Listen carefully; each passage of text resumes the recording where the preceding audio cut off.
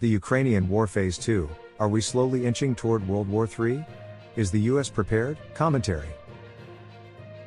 The Ukrainian war has entered a second, more dangerous phase. This phase is marked by a significant Russian escalation of hostility, a call-up of roughly 300,000 reservists, renewed Kremlin threats that all options are on the table, including the potential use of theater nuclear weapons and a Russian declaration that, following a plebiscite, the Donetsk, Luhansk, Kherson, and Zaporizhia regions of Ukraine have been annexed to Russia.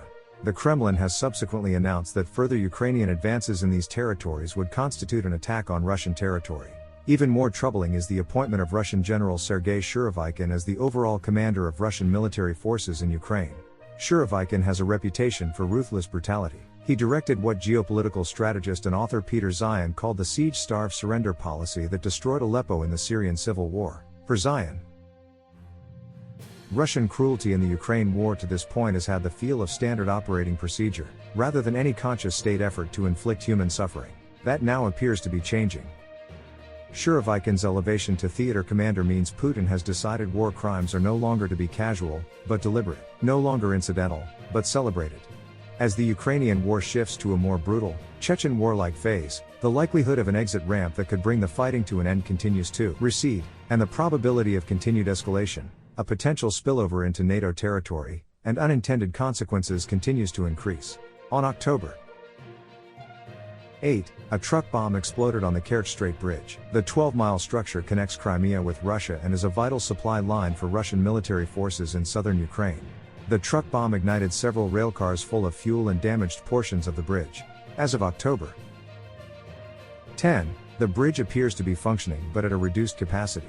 Kyiv has not taken credit for the attack. The Kremlin branded the assault an act of terrorism and responded with a barrage of cruise missile attacks against Ukraine's principal cities. Black smoke billows from a fire on the Kerch Bridge that links Crimea to Russia after a truck exploded near Kerch, Ukraine, on October 8, 2022. AFP via Getty Images. Simultaneously, Ukrainian forces advancing toward Kherson and Novokakhovka are getting close to the sluice gates controlling water flow from the Dnieper River to the Crimean Canal. The canal is Crimea's principal water source and is vital to maintaining agricultural production in that region. The combination of cutting off Crimea's water source and further damage to the Kerch Strait Bridge would make Russia's position in Crimea extremely difficult in the short term and unsustainable in the long term. In tandem, the two events would precipitate a further escalation from Russia. The escalation of the Ukrainian conflict is occurring as a closer working relationship, if not a de facto political, diplomatic, and military alliance, is developing between Russia, China, Iran, and North Korea. Dubbed Warsaw Pact 2.0, the alliance's existence was underscored at the recent summit of the Shanghai Cooperation Organization when Russia and China declared that they fully supported each other's foreign policy agenda. The Ukrainian escalation has far-reaching consequences. Are we slowly, albeit inadvertently, inching our way into a world war?